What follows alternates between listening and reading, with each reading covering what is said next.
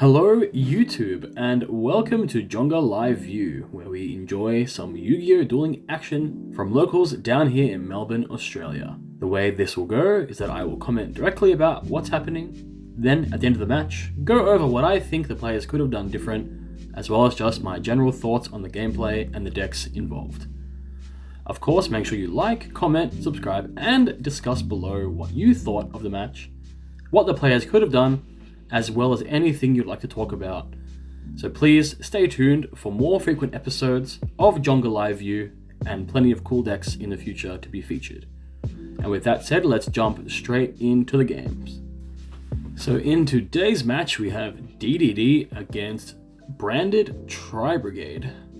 So we're going to see the dice roll, and I believe that our DDD player will elect to go first.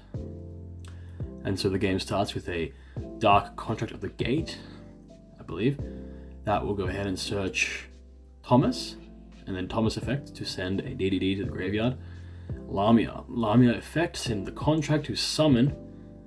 That's going to be hit with a Skullmeister. So that's an interesting hand trap, and the DDD player will just pass.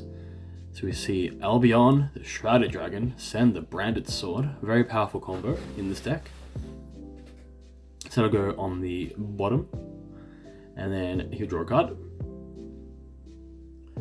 Next we'll go Fractal into Kit, into Mercuria, normal summon Kit. So Kit effect to banish 2 for Ferrigit, and then Mercuria, since it was banished, will search the Albion again. And the Branded Sword will get banished to add back the Mercuria to the hand, which will get immediately discarded for Keras. Keras will summon, and then Ferrigit will summon another Tri-Brigade, so going very aggressive. And we'll turn those 3 monsters into a 3-material Appaloosa. And I think at this point the DDD player surrenders, knowing what's coming. Moving on into game number 2, DDD player will elect to go first. Once again, starting his turn with the Contract of the Gate, searching Griffin this time. Normal summon Orthoros, special summon Griffin since he has a DD. Link those 2 into Gilgamesh, which will scale up from his deck. Ragnarok and an Orthoros. Pendulum summoning those 2 back from the extra deck. And they will get overlaid into a DDD King Caesar, I believe. So now Orthoros is going to destroy itself and the Caesar,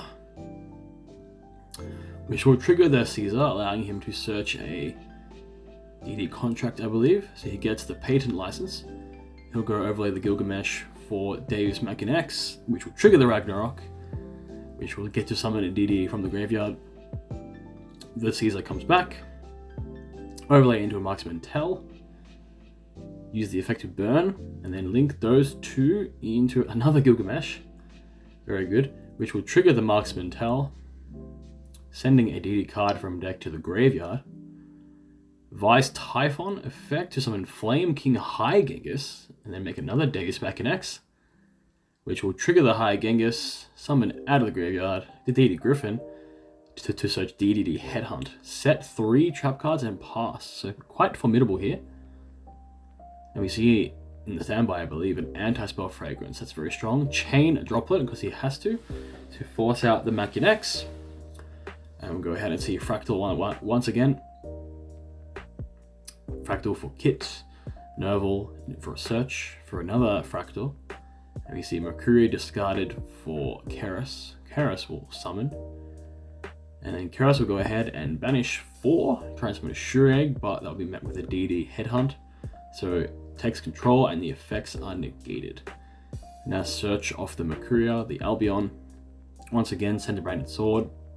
Put on the bottom to draw a card, digging for a way to get out of the game. Or summon Fractal. We'll go attack over the stolen Keras, put it back in the graveyard.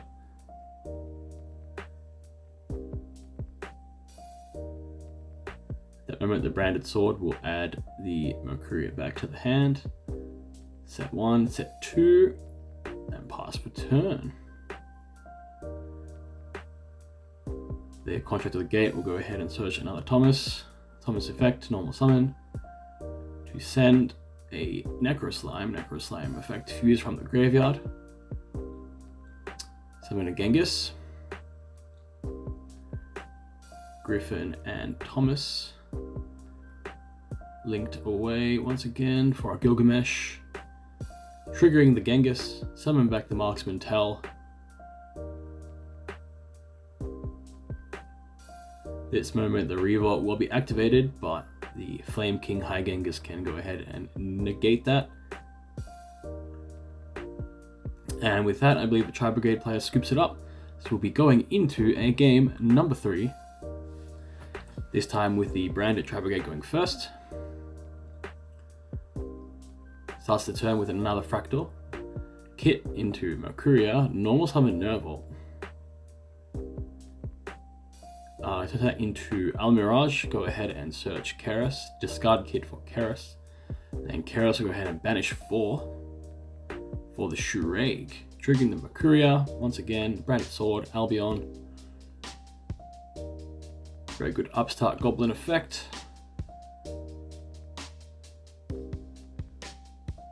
Keras and Shuraig. Verte Anaconda. Triggering the Shuraig, adding a Fractal for next turn. Anaconda, go ahead and search branded fusion for the Mirror Jade. Branded sword, add back the Mercuria. Set 2 cards and pass. DDD will draw Cosmic Cycle and Blind on the back row, and it is Chained Dimensional Barrier calling Pendulums. Very strong. Dark Contract activate to go ahead and search a Griffin. Mercuria will stop the special summon effect. Orthros to destroyed for the other back row. Call by the Grave is destroyed.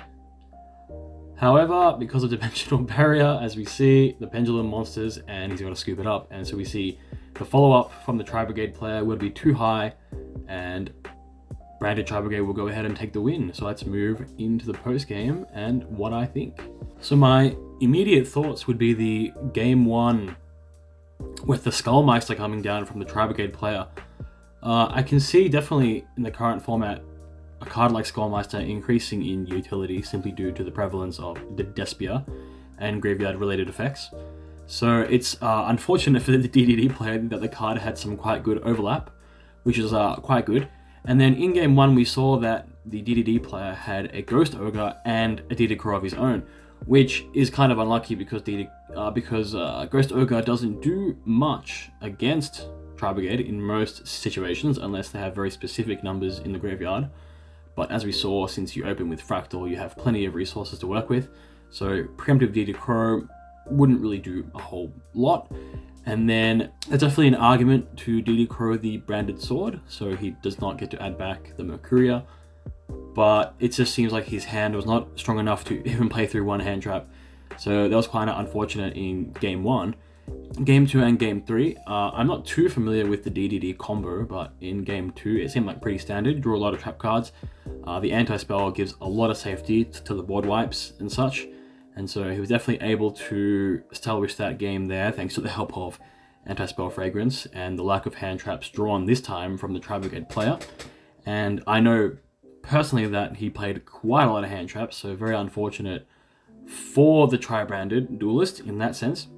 And then in game 3, we saw the Dimensional Barrier on Pendulums, very strong. Not much can be done apart from, I guess, Red Reboot.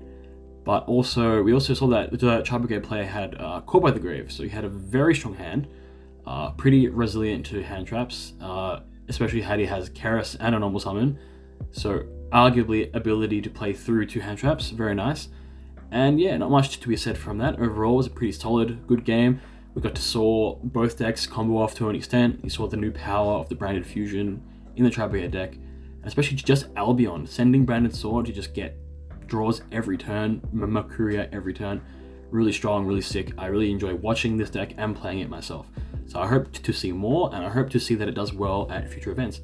Anyway guys, thank you for watching. Stay tuned for more Jonga live viewings, and peace out. Thank you.